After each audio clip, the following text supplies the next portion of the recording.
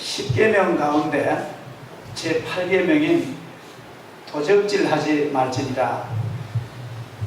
이 계명은 단순하게 이웃의 어떤 소유나 물건만 훔치는 것을 경계하는 그런 말씀이 아니라, 하나님의 말씀을 깊이 보면은 무형의 재산도, 무형의 소유도 포함됩니다.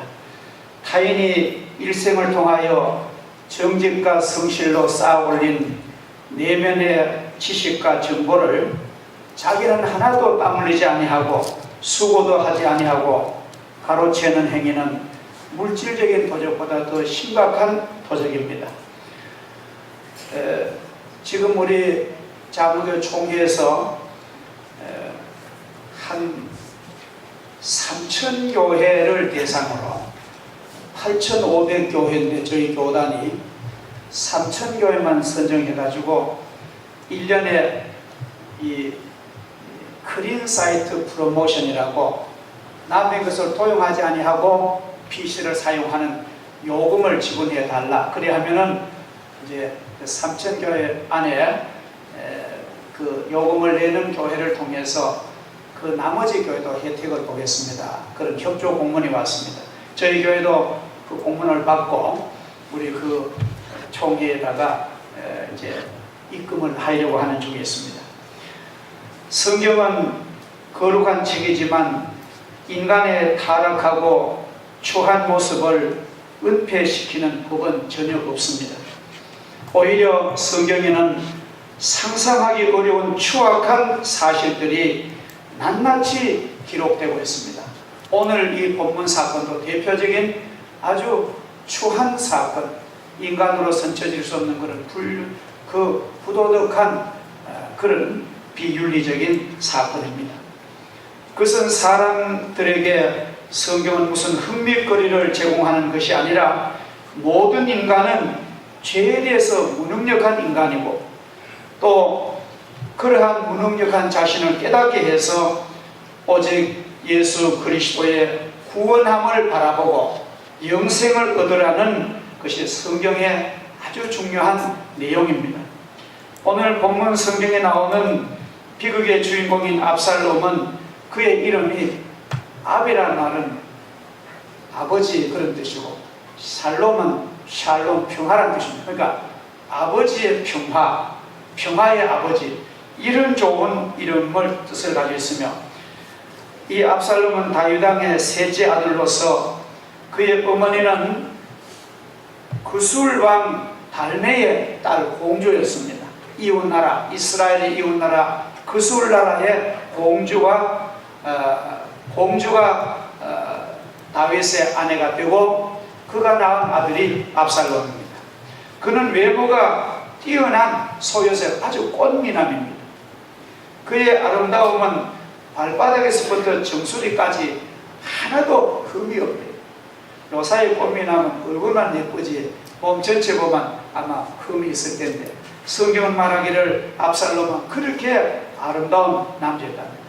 그가 머리가 얼마나 아름다운지 1년에 한 번 깎는 머리 털 무게만도 4.5파운드, 성경으로 하면 200세갈 나가는 아주 멋있는 헤어스타일, 아주 미남자, 건강하고 좋은 외형을 갖춘 그런 남자였습니다. 압살롬은 자기를 위하여 무장 호위병을 50명이나 두고 병거와 말을 준비하고 권세와 명성을 크게 하면서 정변을 일으켜서 아버지 왕을 축출해버리고 자기가 왕이 되겠다는 그러한 야심을 4년 동안이나 매우 조심스럽게 주도면밀하게 이렇게 정밀하게 준비한 아주 야욕의 그런 대표적인 그런 인간이었습니다. 오늘 성경에 보면은 이런 내용이 나오죠. 당시 다윗 왕이 전쟁하고 국가를 확장하느라고 내정에 좀 소홀했던가 봐요. 재판에 소홀하게 된 그 점을 포착하고 자신이 이스라엘에서 비교적 괜찮은 판사인 것을 백성들에게 선전을 합니다. 그는 아침 일찍이 성문 재판 자리에 나가서 재판받으러 오는 사람들에게 접근합니다. 대략 보면은 가슴에 상처를 안고 억울해서 재판받으러 오잖아요.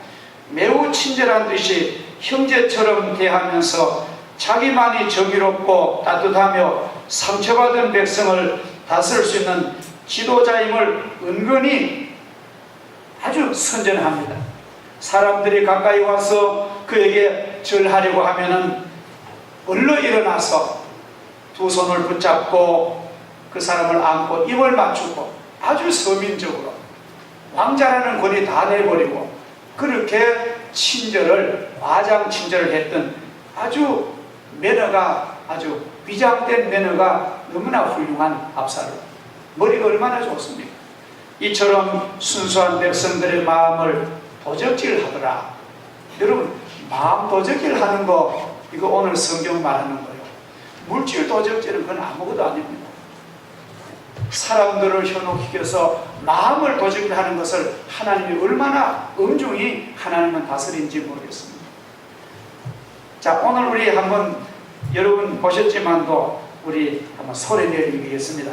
3하 15장 1절부터 우리 다 같이 한번 소리 내어서 읽겠습니다. 시작. 그 후에 압살롬이 자기를 위하여 병거와 말들을 준비하고 호위병 50명을 그 앞에 세우니라. 압살롬이 일찍이 일어나 성문 길 곁에서 어떤 사람이든지 송사가 있어 왕에게 재판을 청하려 올 때에 그 사람을 불러 이르되 너는 어느 성읍 사람이냐 하니 그 사람의 대답이 종은 이스라엘 아무 지파에 속하나이다 하면 압살롬이 그에게 이르기를 보라 내 일이 옳고 다르다마는 송사를 들을 사람을 왕께서 세우지 아니하셨다 하고 또 압살롬이 이르기를 내가 이 땅에서 재판관이 되고 누구든지 송사나 재판할 일이 있어 내게로 오는 자에게 내가 정의 베풀기를 원하노라 하고 사람이 가까이 와서 그에게 절하려 하면 압살롬의 손을 펴서 그 사람을 붙들고 그에게 입맞추니 이스라엘 무리 중에 왕께 재판을 청하려 오는 자들마다 압살롬이 행한 이와 같아서 이스라엘 사람의 마음을 압살롬이 훔치니라. 백성들이 그 마음이 압살롬에게 쉽게 넘어간 원인은 물론 다윗에게도 책임이 있었을 것입니다. 다윗의 통치 기간이 길어지면서 다윗은 40년간 왕권을 쥐고 있습니다. 너무나 오랜 동안에 그 권력을 가지고 있습니다. 그래서 왕과 백성 사이가 멀대로 멀어진 그런 시기였습니다. 다윗이 대왕국을 건설하기까지 이웃나라를 정복하는 과정에서 얼마나 백성들은 수많은 백성들은 눈물과 피를 흘렸고 중한 세금을 내었을 것이며 그 전쟁을 통하여 왕과 국가나 그런 세력은 확대되었을지라도 정작 백성들에게는 정당한 목도 보상도 제대로 분배하지 못한 그런 다윗의 시기였음을 우리는 성경을 보면 넉넉하게 알 수가 있습니다. 이러한 민중의 심리를 악용하여 이제 왕자인 나 압살롬이 왕이 되면 이 백성들의 상처를 치유해주며 공의를 베풀며 억울한 백성이 없게 하며 기회가 균등하며 혜택에 공정하며 올바른 분배가 시행되며 그야말로 복지정의 사회를 내가 하겠습니다. 그렇게 하고 막 입을 맞추고 손을 잡으니 어느 백성의 마음이 안 녹아지겠습니까? 아주 머리가 비상한 그러한 압살롬입니다. 그에게는 무서운 탐심이 속에 있었습니다. 이제 모든 준비와 목적은 정해졌습니다. 그리고 모반 반역을 위한 군사력도 준비되었습니다. 다만 그가 반역을 일으켰을 때 지지해주고 따라줄 민심과 여론이 중요했던 것입니다. 그리하여 그는 민심을 얻을 수 있는 모든 수단과 방법, 심리전을 그는 쓰고 있습니다. 여기서 중요한 것은 다윗 왕국은 천국을 가리키는 거예요. 영적으로. 여러분 성경을 읽으실 때에 다윗의 왕국은 하나님이 기름 부어서 허락하신 왕국이기 때문에 천국의 모형입니다.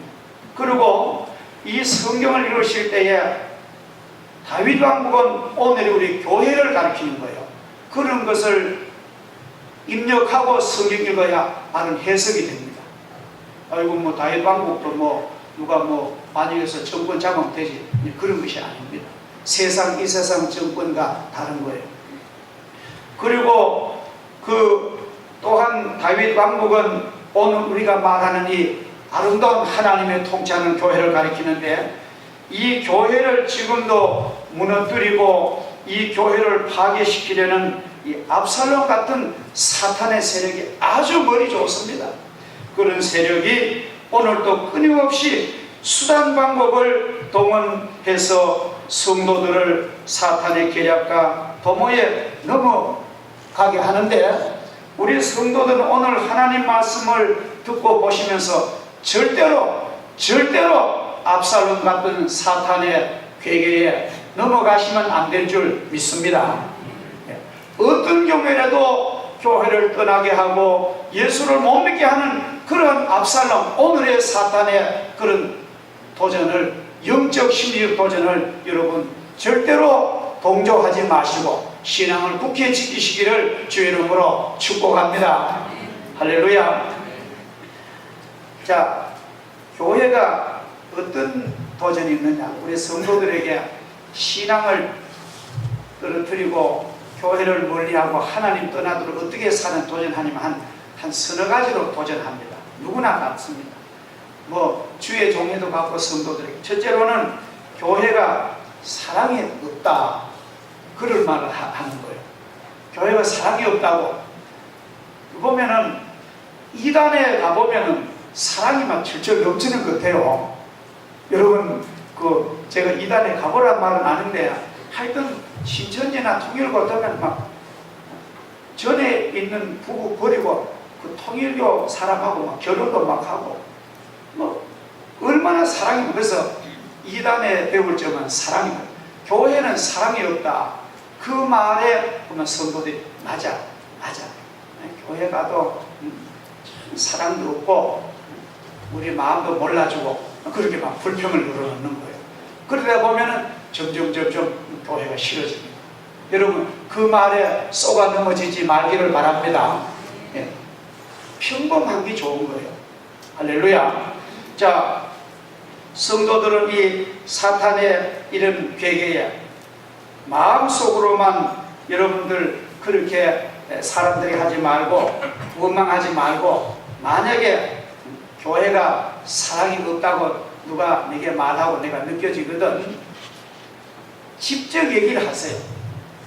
목사님, 장로님, 이렇게 교회 좀 해주십시오. 직접 입으로 얘기를 해주시면 저희들이 그렇게 하겠습니다. 그렇게 하겠어요.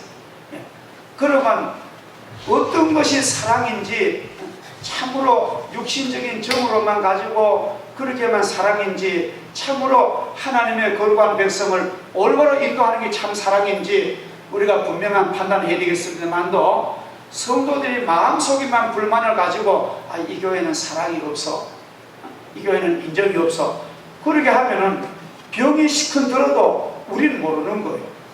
그래서 제발 부탁인데, 마음속에 있는 어떤 불만과 불평 있을 수 있습니다.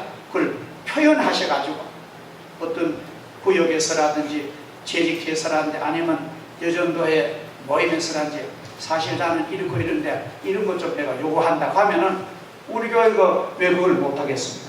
그 다음에 여기 또 두 번째로는, 이 교회는, 우리 교회만 두고 말하는 게 아니라 기존 교회, 기성교회는 성령의 뜨거운 역사가 없다고 그런 말을 막 많이 합니다.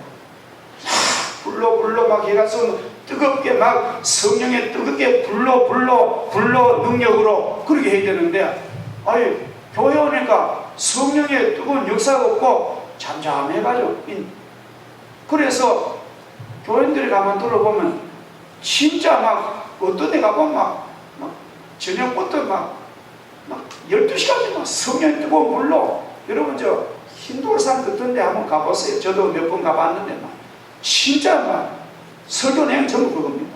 근데 한번 생각해 봅시다.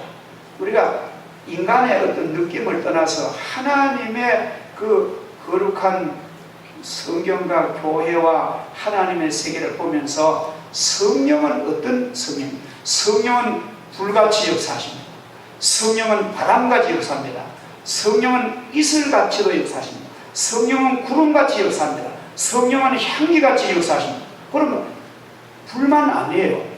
이슬처럼도 내리고 향기처럼 내리고 바람처럼도 내리고 그 여러 가지 표현이 있잖아요.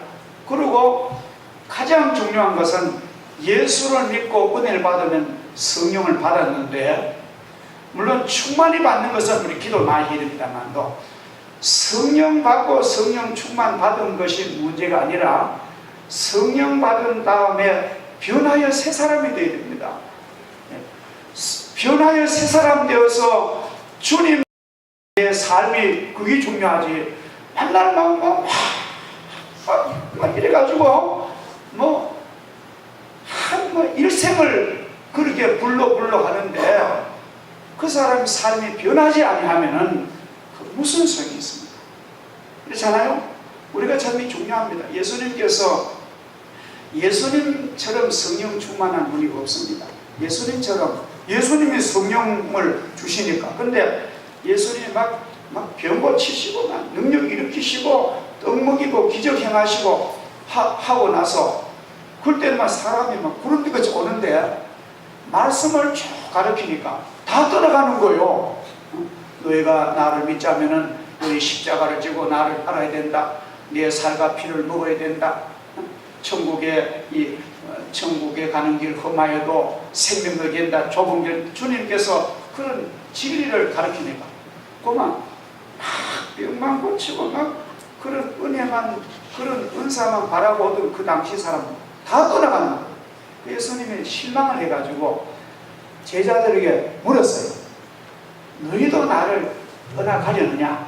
그러니까 대표적으로 베드로가 이러니까 주님, 영생의 말씀이 계시오니 내가 누구에게로 가오리까? 베드로 이렇게 대답합니다. 얼마나 중요한 대답인지 모릅니다. 자, 우리 한번 거기에 그 베드로의 대답을 한번 읽어보겠어요. 요한복음 6장 66절. 요한복음 6장 66절.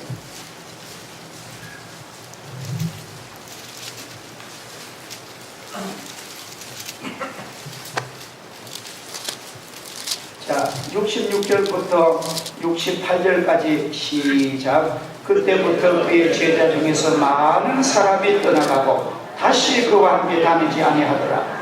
예수께서 12제자에게 이르시되 너희도 가려느냐?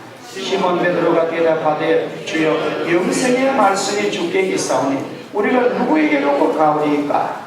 우리가 주는 하나님의 거룩하신 자이신 줄 믿고 알았사옵나이다. 그 위에 63절 한번 보겠습니다. 63절 시작. 살리는 것은 영이니 육은 무익하니라. 내가 너에게 이런 말이 영이요 생명이라. 우리가 실제로 우리 교회가요, 육신 축복 받으러만 오는 것이 아니에요. 우리가 똑바로 알아야 되죠. 육신의 부귀영화와 육신이 잘 때로만 여기 오면 잘못 왔습니다. 물론 우리가 육신의 축복과 하나님 주신 큰 축복을 절대 우리 기독교는 포함하고 있습니다. 그러나 영의 하나님의 그 영생의 그 구원의 축복과 사죄의 은총과 영원한 그 생명의 복을 제쳐놓고 육신의 것만 바란다면 우리 교회는 그걸 못 줍니다. 솔직한 말. 자, 오늘 교인들이 어떤 유혹을 받느냐 하면은 이런 유혹을 봐요. 아이고 어디 대선 지일에 가니까 막 막히던 사업도 확 풀어지고, 절에 가니까 뭐도 잘 되고 뭐도 잘 되고, 죄는 짓거나 막거나 잘 된다는 거야.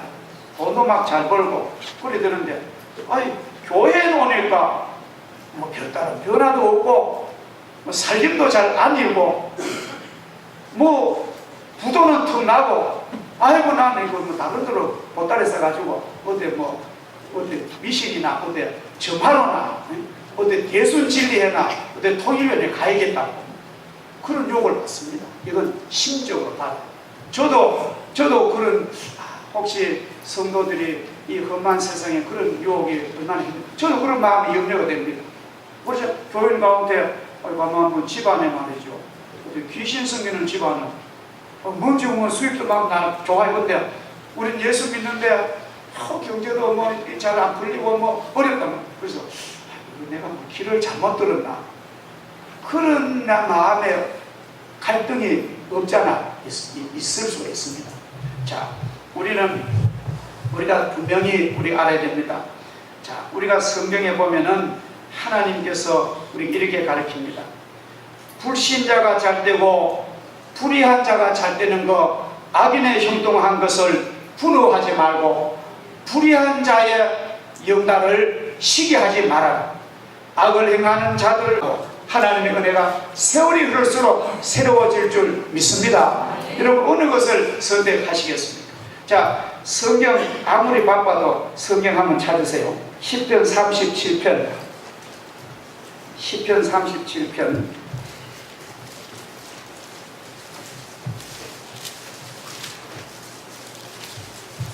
다 찾으셨죠? 찾으셔서 우리 7절 같이 읽겠습니다. 시작. 여호와 앞에 잠잠하고 참고 기다리자. 자기 길이 형통하며 악한 길을 이루는 자 때문에 불평하지 말지어다. 우리 조금만 참읍시다. 하나님께서 큰 은혜 주십니다. 10절 시작. 잠시 후에는 악인이 없어지리니 내가 그것을 자세히 살필지라도 없으리로다. 그 다음에 16절 시작. 의인의 적은 소유가 악인의 것보다 낫도다. 그렇죠. 그 다음에 21절 시작. 악인은 기쁘고 갚지 아니하나 의인은 은혜를 베풀고 주는도다. 22절에서 24절 시작. 주의 복을 받은 자들은 땅을 차지하고 주의 저주를 받은 자들은 끊어지리로다. 여호와께서 사람의 걸음을 정하시고 그의 길을 기뻐하시나니 그는 넘어지나 아주 꺾어지지 아니함은 여호와께서 그의 손으로 붙드심이로다. 마지막 34절 시작. 여호와를 바라고 그의 도를 지키라. 그리하면 내가 땅을 차지하게 하실 것이라. 악인이 끊어질 때에 내가 똑똑히 보리라. 우리가 성경 말씀 읽어보면요, 너무나 하나님께서는 확실하게 악인의 수입은 많지만 또 의인의 수입은 적어도요 하나님이 복 주시니까 결국은 승리하는 줄 믿습니다. 그러니까 절대로 그런 우상 종교나 뭐 미신 그런 데에서 잠시 잘 되는 것 그거 풀어가지고 보면 보따리 싸가지고 그리 가지 마시기를 주 이름으로 축복합니다. 네. 자, 그리고 오늘 압살롬이 말할 수 없이 아버지를 비방합니다. 재판관도 이렇게 안 세워놓고 억울한 송사도 안 하니까 나는 내가 재판관이 되어가지고 나는 정의를 베풀겠다. 여러분 자기 아버지를 욕하는 아들은 그게 있을 수 있습니까? 아주 비윤리적이고 아주 사람도 아닙니다. 아주 뭐 욕이고 나옵니다. 그런 압살롬. 자기 아버지는 재판관도 똑바른 거 안 세워. 자기가 잘한다. 그래서 송사로 오는 사람은 물읍니다. 아침 일찍 일어가지고 재판장에 가가지고 자기가 소송하는 사람 물어요. 너가 어떻게 왔냐 하면 그 사람이 나는 뭐 이런 억울한 일을 했다 하면 상대방의 말도 안 들어보고 반드시 쌍방의 말을 들어야 돼. 근데 이 압살롬은 그 사람만 두고 너가 옳다. 너가 옳다. 응? 다윗은 재판장도 똑바로 안 세워. 내가 재판관 내가지고 정의롭게 한다. 그렇게 말하니까 막 백성들이 그 시끄러운 백성들이 막 그러면 그리 마음을 다 주는 반역자에게 옹호한. 우리는요 교회 성도들이 너무너무 순수합니다. 너무너무 저도 사실은 세상사를 보면 저도 순수할 건데 그러나 우리는 지혜롭게 이런 압살롬 같은 그런 거짓말에 우리 놀아나면 절대로 안 되겠습니다. 왜냐하면 하마 아버지를 욕하고, 아버지 욕하는 거는 하나님을 욕하는 거예요. 그러니까 어떤 교인이 말이죠, 주의 종을 욕하고 참 뭐 교회 이렇게 직분자를 욕하는 것은 주의 종과 그분들을 세운 분은 하나님을 욕하는 거예요. 그러니까 아마 그런 말들, 저거는 가짜구나, 그렇게 우리는 마음속에 인식을 해야 될 줄 압니다. 자, 그래서 우리는 오늘 이 압살롬 같은 교회를 신앙을 파괴하는 그런 세력을 우리는 미연에 방지하라고 성경이 기록한 줄 믿습니다. 결론적으로 오늘 성경에서 압살롬의 이러한 주로 면밀한 행위의 두 가지를 우리는 배워야 됩니다. 하나는, 간교한 사탄은 우리 성도들을 유혹할 때 아주 간명한 천사처럼, 아주 양처럼 그렇게 위장하고 나옵니다. 성도들이 속을 수 있도록 뭐 악하고 나쁘고 막 이렇게 험상궂고 하면 누가 속겠어요?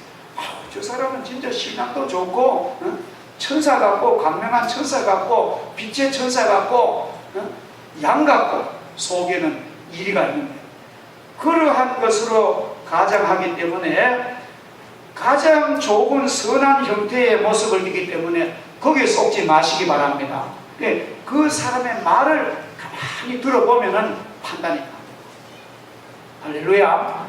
그리고 또 하나는 우리가 오늘 이 압살롬의 이 하나님의 심판받을 이 사람에 대한 교훈은 뭐냐면은, 사탄도 이단도 경우에 따라서는 성도들보다 더 선하고 친절하고 성실한 것 같고 온갖 좋은 것을 다 표방하고 있는 것 같이 보이게 보입니다. 그러나 속은 완전히 사람을 죽입니다. 그래서 우리는 이 복된 진리, 이 좋은 교회, 이 천국을 우리가 절대로 우리 침해당하지 마시고, 여러분 어떤 감언이 있어도 신앙을 위축되지 마시고 이 교회와 함께 우리의 삶을 같이 해서 영생복을 받고 이 땅에서도 장구한 그런 아름다운 평강이 넘치시기를 주 이름으로 축복합니다. 아멘. 기도하겠습니다. 하나님 아버지, 감사합니다. 이 복된 날 주시고 하나님을 경배하면서 하나님의 주신 귀한 말씀을 저희들이 묵상하고 또 되새김질하고 하나님 말씀을 듣고 함께 하답하게 하심을 감사합니다. 오늘 이 압살롬 같은 우리 신앙의 도전을 우리도 받을 때가 많습니다. 하나님의 아름다운 천국의 지점인 교회가 이 교모한 선한 전술, 위장된 전술 때문에 많은 영혼이 타락하고 많은 영혼이 아버지 녹슬고 있습니다. 주님께서 우리 성도들에게 영적 지혜를 주시고 판단의 분별의 영을 주시고 우리가 어떤 것도 십자가의 은혜와 성령의 인도와 하나님의 사랑에서 떠나지 않도록 저희들을 굳게 아버지 든든히 세워주셔서 하나님의 좋은 자녀로 복된 삶이 되게 하여 주시옵소서. 예수님의 이름으로 기도하옵나이다. 아멘.